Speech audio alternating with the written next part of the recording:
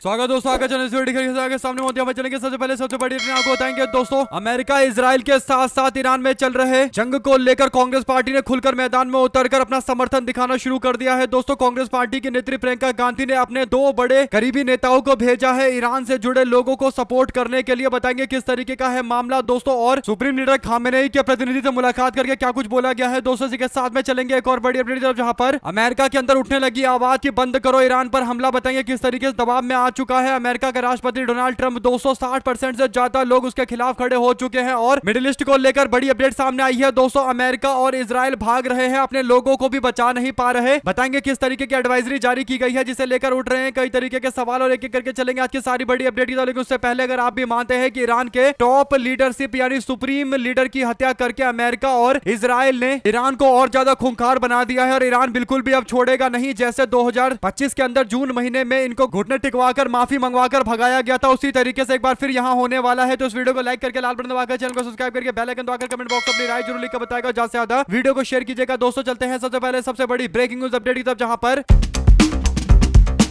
Iran के मुद्दे पर भारतीय जनता पार्टी सरकार की नीति के खिलाफ कांग्रेस पार्टी मैदान में उतर रही है दोस्तों। कांग्रेस पार्टी ने बीजेपी को हर तरीके से घेरते हुए इस मामले पर अपनी राय स्पष्ट करने के लिए बोला। दूसरी ओर अब ईरान के मुद्दे को लेकर एक नई बड़ी बिग ब्रेकिंग न्यूज अपडेट सामने आ रही है दोस्तों। जो अपडेट है वो ये कि ईरान के मुद्दे पर कांग्रेस पार्टी के राष्ट्रीय नेतृत्व ने खुलकर बोलना शुरू कर दिया है। सोनिया गांधी के लेख के बीच में प्रियंका गांधी ने बीजेपी सरकार से सवाल पूछे। राहुल गांधी ने भी बीजेपी को हिम्मत जुटाने के लिए बोला। तो अब प्रियंका गांधी के करीबी और लोकसभा के सांसद इमरान मसूद ने ईरान के सुप्रीम लीडर अली खामनेई के प्रतिनिधि से मुलाकात की है दोस्तों, और आयतुल्ला अब्दुल हकीम मजीद इलाही से मुलाकात के दौरान कांग्रेस पार्टी की ओर से अपना पूरा समर्थन दिया है। यानी प्रियंका गांधी के कहने पर मुलाकात करने के लिए गए थे दोस्तों। ऐसे में उन्होंने बातचीत में कहा कि आयतुल्ला खामेनी गांधी और नेहरू जी का उल्लेख करते थे और उनकी काफी तारीफ किया करते थे। ईरान के सुप्रीम लीडर ने नेहरू द्वारा लिखी गई किताब डिस्कवरी ऑफ इंडिया को 4 बार पढ़ा था और वो गांधी के विचारधारा से काफी ज्यादा प्रभावित थे। इस मामले पर इमरान मसूद ने मीडिया से बात करते हुए कहा कि ईरान हिंदुस्तान का सच्चा दोस्त है। भारत की विदेश नीति पूरी तरीके से इतिहास में हमेशा साथ में रही है, लेकिन मौजूदा सरकार की जो नीति है वो पुरानी नीति से बदल रही है। यानी जो पुराने नीति थे ईरान और भारत के बीच में अच्छे संबंधों के, उसको बिगाड़ा जा रहा है, ताल्लुकात खराब किए जा रहे हैं और इस पर निशाना साधा जा रहा है कांग्रेस पार्टी के द्वारा दोस्तों। ऐसे में इमरान मसूद ने साफ तौर पर बोल दिया कि ईरान के लिए 2 लफ्ज भी नहीं बोल पाए प्रधानमंत्री। उनको कम से कम 2 लफ्ज तो बोलना चाहिए था। जब आप यूएई, सऊदी अरब और इजराइल के बारे में बात कर सकते हैं तो आपको न्यूट्रल स्टैंड लेना चाहिए। यानी भारत के पूर्व प्रधानमंत्री जवाहरलाल नेहरू ने पूरे दुनिया के अंदर भारत की एक तस्वीर बनाई थी दोस्तों, और दुनिया को बताया था कि भारत कभी किसी गुट में नहीं जाएगा। भारत हमेशा उस देश के साथ में खड़ा होगा जिसके साथ में सच्चाई होगी, ईमानदारी होगी, और ईमानदारी के साथ में भारत खड़ा रहेगा। लेकिन बीजेपी सरकार की जो नीति है दोस्तों, उसने पूरी तरीके से भारत के इतने सालों की मेहनत को लेकर कहीं ना कहीं नुकसान पहुंचाने की कोशिश की है, और इसीलिए भारत की जो पुरानी नीति है उसी के इर्द गिर्द ईरान के साथ बातचीत की जाए, ताल्लुकात अच्छे किए जाए, इस बात पर कांग्रेस पार्टी का जोर है दोस्तों। प्रियंका गांधी ने इमरान मसूद को भेजकर समर्थन दिखाया है और ऐसे ही एक और नेता को भेजा गया था।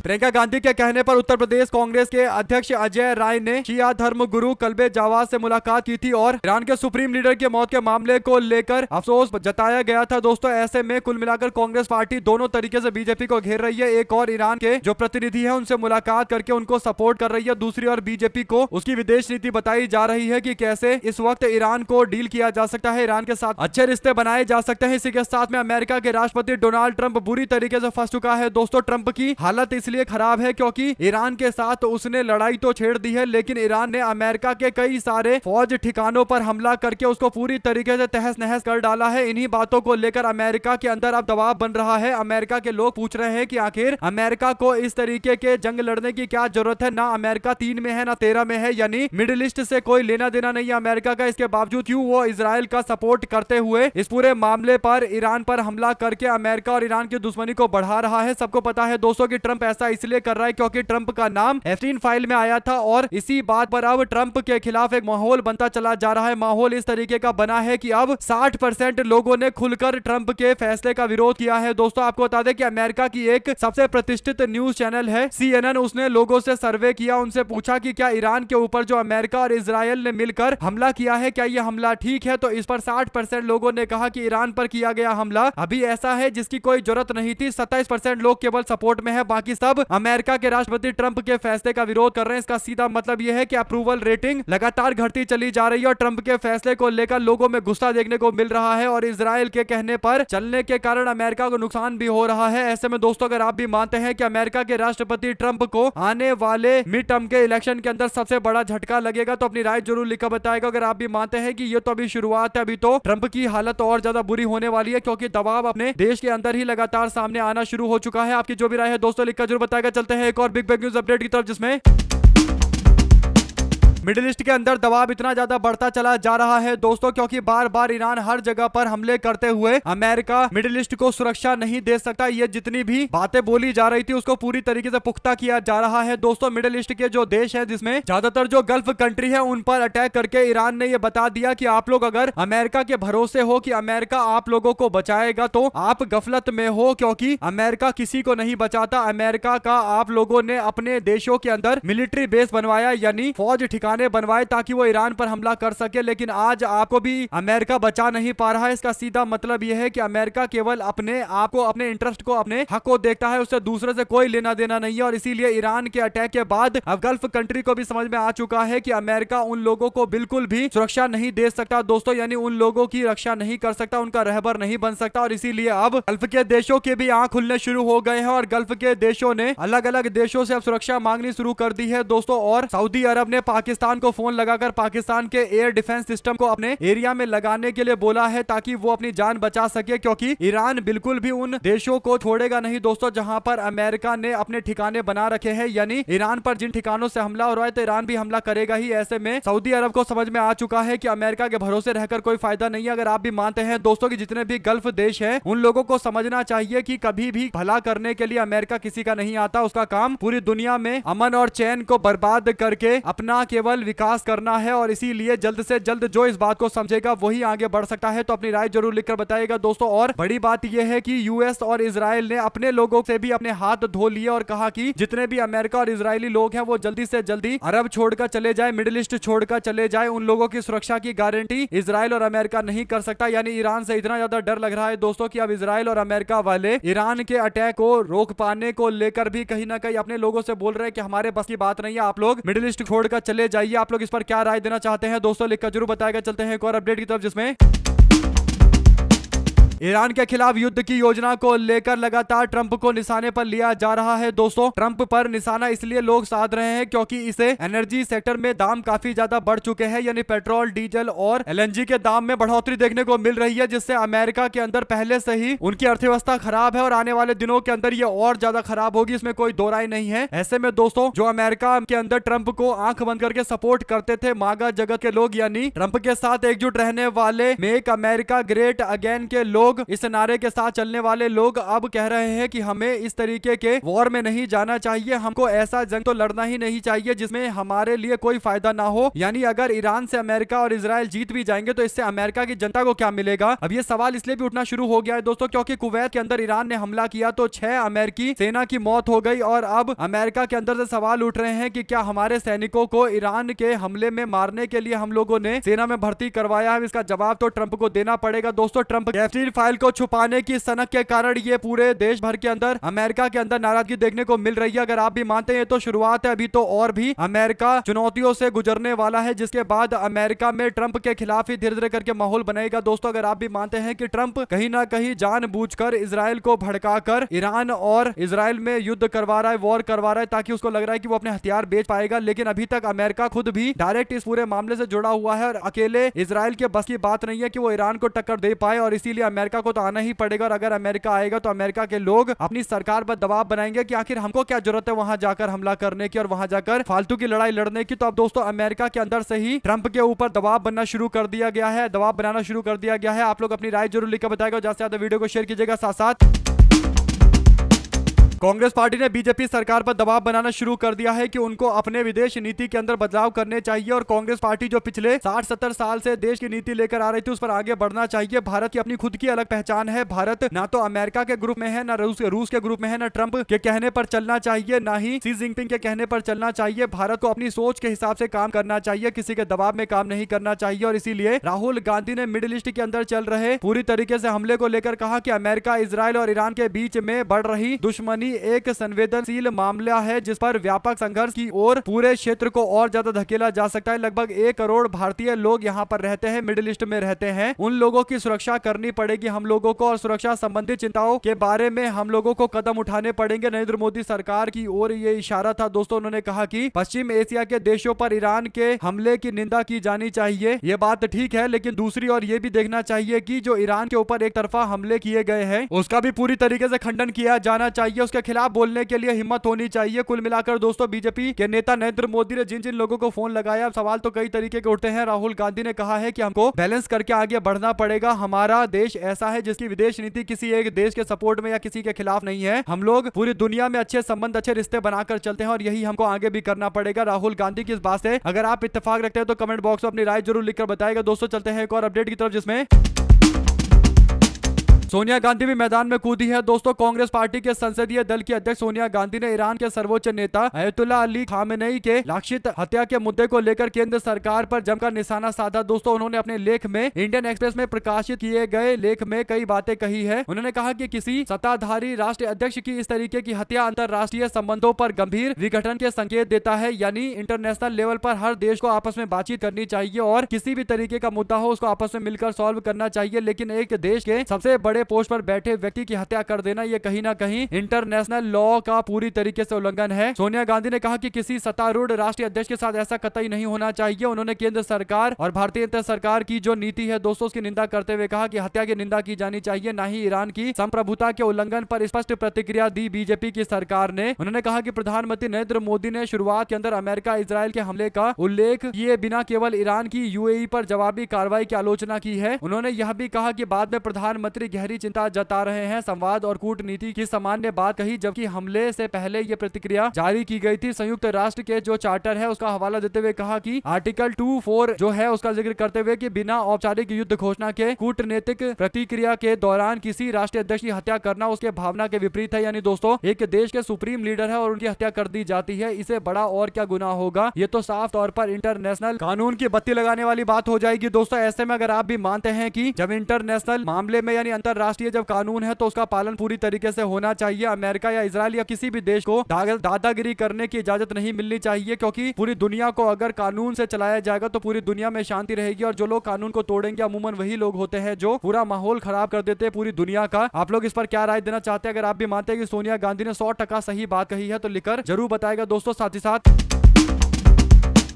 ईरान में अली खामेनेई के मौत के मामले को लेकर पप्पू यादव ने सड़कों पर विरोध जताया। दोस्तों, उन्होंने कहा कि हम सबको एकजुट करते हुए इस तरीके के अमेरिका के दखल का विरोध करेंगे। उन्होंने कहा कि किसी भी एक देश के अंदर कोई व्यक्ति कैसे घुस सकता है। ये देश अपने आप में एक सोवरेन देश है, यानी संप्रभु देश है, और किसी भी संप्रभु देश के ऊपर कोई अटैक कर देना यानी उसको युद्ध में घसीटने जैसा मामला होगा। आप लोग की क्या राय है इस पूरे मामले को लेकर दोस्तों? लिखकर जरूर बताएगा। ज्यादा से ज्यादा वीडियो को शेयर कीजिएगा। चलते हैं एक और अपडेट की तरफ, जिसमें सऊदी अरब और कतर ने मोसाद यानी इजराइल के जो खुफिया एजेंट है मोसाद के लोग, उनको गिरफ्तार किया है, कईयों को अरेस्ट किया है। ये बयान टकर कार्लसन की ओर से दिया गया है। दोस्तों, अमेरिकी पॉलिटिशियन यानी राजनेता ये कहते हैं कि इजराइल पूरी तरीके से सऊदी अरब, कतर और कुवैत और बहरीन और यूएई के अंदर अशांति चाहता है। वो चाहता ही नहीं है कि मिडिल ईस्ट के अंदर शांति हो, मिडिल ईस्ट का विकास हो, क्योंकि मिडिल ईस्ट जितना ज्यादा मजबूत होगा, जितना मिडिल ईस्ट का विकास होगा, उतना ये एक बड़ा झटका माना जाएगा इजराइल के लिए दोस्तों। और इसीलिए कहीं ना कहीं इजराइल वाले कोशिश कर रहे हैं ईरान के साथ साथ जो सऊदी अरब और पूरा गल्फ कंट्री है वो बर्बाद हो जाए। कुल मिलाकर दोस्तों, गल्फ के जो देश है वो इंतजार कर रहे थे कि उनको अमेरिका और इजराइल से सपोर्ट मिलेगा, लेकिन दोनों ने ठेंगा दिखा दिया। अगर आप भी मानते हैं कि ये साफ तौर पर संकेत है कि अमेरिका और इजराइल किसी के सगे नहीं है तो लिखकर जरूर बताएगा। साथ साथ दोस्तों,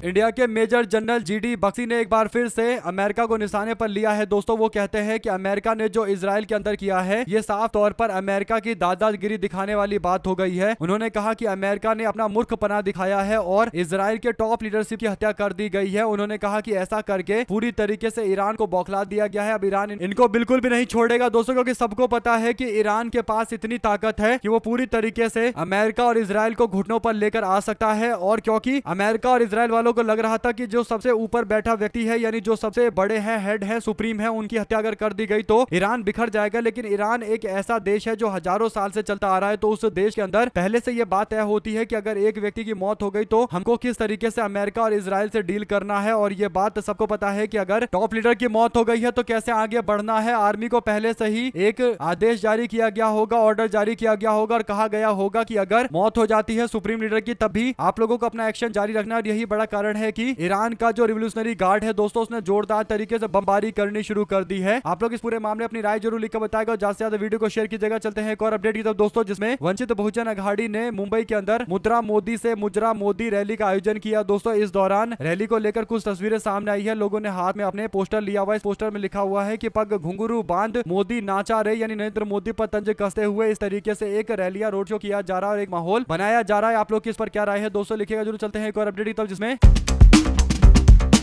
बीजेपी ने राज्यसभा के चुनाव को लेकर अपने 9 उम्मीदवारों का ऐलान कर दिया है। अलग अलग राज्यों के अंदर अलग अलग उम्मीदवारों के ऐलान कर दिए गए हैं। भारतीय जनता पार्टी बिहार से 2 लोगों को राज्यसभा भेज रही है। एक तो है नितिन नवीन, दूसरे हैं शिवेश कुमार और छत्तीसगढ़ से लक्ष्मी वर्मा को भेजा जा रहा है राज्यसभा। जबकि असम के अंदर तेराश गोवाला को मैदान में उतारा जा रहा है और जोगेन मोहन भी चुनाव लड़ेंगे, राज्यपाल का चुनाव लड़ेंगे। हरियाणा के अंदर संजय भाटिया को चुनाव लड़वाया जा रहा है। उड़ीसा में मनमोहन सामल और सुजीत कुमार को राज्यसभा का चुनाव लड़वाया जाएगा। पश्चिम बंगाल के अंदर राहुल सिन्हा को चुनाव लड़वाया जाएगा। ऐसे में आप लोगों की क्या राय है दोस्तों, पूरे मामले पर लिखकर जरूर बताएगा। चलते हैं एक और अपडेट की तरफ, जहां पर दिल्ली के चर्चित आबकारी नीति मामले में एक नया मोड़ सामने आया है। केंद्रीय जांच ब्यूरो यानी सीबीआई ने दिल्ली आबकारी नीति मामले को लेकर पूर्व मुख्यमंत्री अरविंद केजरीवाल और पूर्व मुख्यमंत्री मनीष सिसोदिया समेत 23 आरोपियों को बरी किए जाने के फैसले को दिल्ली हाईकोर्ट में चुनौती देते हुए राउत रेवेन्यू कोर्ट के फैसले में गंभीर खामियां बताई है। सीबीआई ने अपनी अपील में कहा है कि विशेष न्यायाधीश जितेंद्र सिंह ने मामले में मिनी ट्रायल चला रखा है और एजेंसी के सबूतों को पूरी तरीके से समझे बिना आदेश पारित कर दिया गया। एजेंसी ने यह भी कहा कि जज ने अभियोजन पक्ष के मामले को चुनिंदा तरीके से पढ़ा और पूरे षड्यंत्र का समग्र रूप नहीं देखा गया। अब इस मामले को लेकर फिर से सुनवाई होने वाली है। 27 फरवरी को जो आदेश आया था उसको चुनौती दी जा रही है। अब देखते हैं आगे क्या होता है। अरविंद केजरीवाल हालांकि इस पूरे मामले पर बीजेपी को लगातार घेरते चले जा रहे हैं दोस्तों, लेकिन क्या भारतीय जनता पार्टी वाले अपनी सरकार को एक्टिव करके अरविंद केजरीवाल को फिर से जेल भेजने की कोशिश करेंगे? क्योंकि प्रयास तो बीजेपी के लोग कर ही रहे हैं। अब देखते हैं कोर्ट से क्या मामला सामने आता है। इसी के साथ में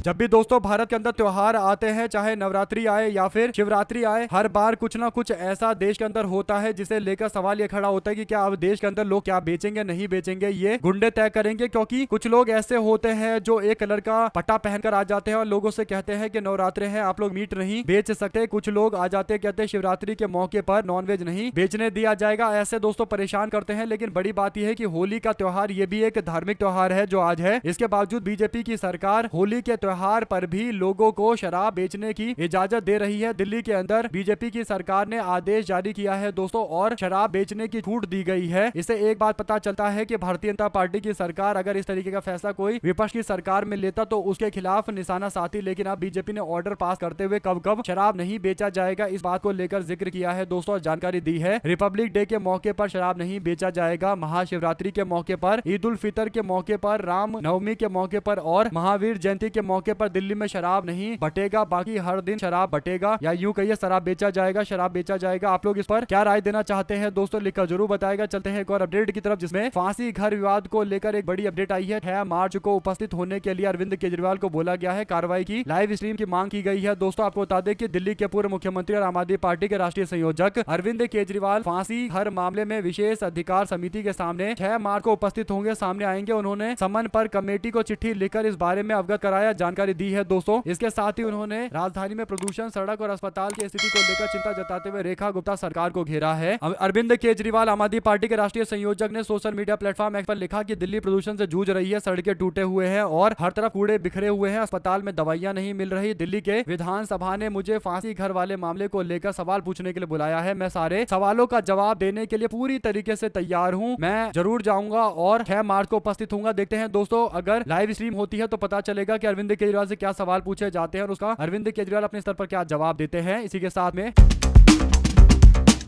उत्तराखंड में सरकारी विभाग पर बिजली बिल का बकाया 104 करोड़ रुपए से अधिक का पहुंच चुका है। उत्तराखंड के पावर कॉर्पोरेशन लिमिटेड यानी यूपीसीएल ने सख्त निर्देश जारी करते हुए आधिकारिक वेबसाइट पर सार्वजनिक तौर पर इस बात को रख दिया है और बता दिया है कि कितना बकाया चल रहा है। अब हर महीने बकाया राशि की उगतन सूची वेबसाइट पर डाल दी जाएगी, यानी सरकार ने कितने पैसे नहीं दिए इन पावर कॉर्पोरेशन को, इसे लेकर अब सवाल खड़ा किया जा रहा है। दोस्तों, पावर कॉर्पोरेशन को कहीं ना कहीं सरकार कमजोर करने की कोशिश कर रही है। 104 करोड़ रुपए का बकाया बिल है और इसे वेबसाइट पर डालकर जनता को बताया जा रहा है कि बीजेपी की सरकार पैसे नहीं दे रही है और पूरी तरीके से कमजोर करने की कोशिश पावर कॉर्पोरेशन को किया जा रहा है। दोस्तों, आप लोग जानते हैं कि जो पावर सेक्टर है उसे प्राइवेटाइज यानी निजी हाथों में देने की एक राजनीति चल रही है और इसी कारण से कहीं ना कहीं जो पावर कॉर्पोरेशन अच्छे तरीके से चल भी रहे हैं उनको भी सरकार बर्बाद करने की कोशिश कर रही है। यही बड़ा कारण है कि 104 करोड़ का जो बकाया है वो बकाया पैसे नहीं दिए गए। अगर आप भी मानते हैं कि ये सारा बकाया नहीं मिलेगा तो पावर कॉर्पोरेशन कमजोर हो जाएगा और कुछ लोग यही चाहते हैं कि पावर कॉर्पोरेशन कमजोर हो जाए और बाद में उसे निजी हाथों में दे दिया जाए। और आप लोग जानते हैं कि निजी हाथ का मतलब क्या होता है। देश के अंदर सबसे बड़ी कंपनी कौन सी है जो बिजली बांट रही है? दोस्तों, आज की डेट में राहुल गांधी जो दो बड़े उद्योगपतियों का नाम लेते हैं उसमें से एक ने तो न्यूक्लियर पावर फैसिलिटी बनानी शुरू कर दी है, तो वो तो न्यूक्लियर पावर भी अब लोगों को बेचेगा। दोस्तों, तो ऐसे में पावर कॉर्पोरेशन को कमजोर किए जाने से जुड़ा हुआ पूरा मामला है। आप लोग इस पर अपनी राय जरूर लिखकर बताएगा और ज्यादा से ज्यादा वीडियो को शेयर कीजिएगा ताकि आगे भी पूरी अपडेट आप लोगों तक लगातार इसी तरीके से सिलसिलेवार तरीके से पहुंचती रहे। देख रहे थे आपका अपना चैनल जय हिंद जय भारत। बहुत बहुत धन्यवाद सभी दोस्तों का। जय हिंद।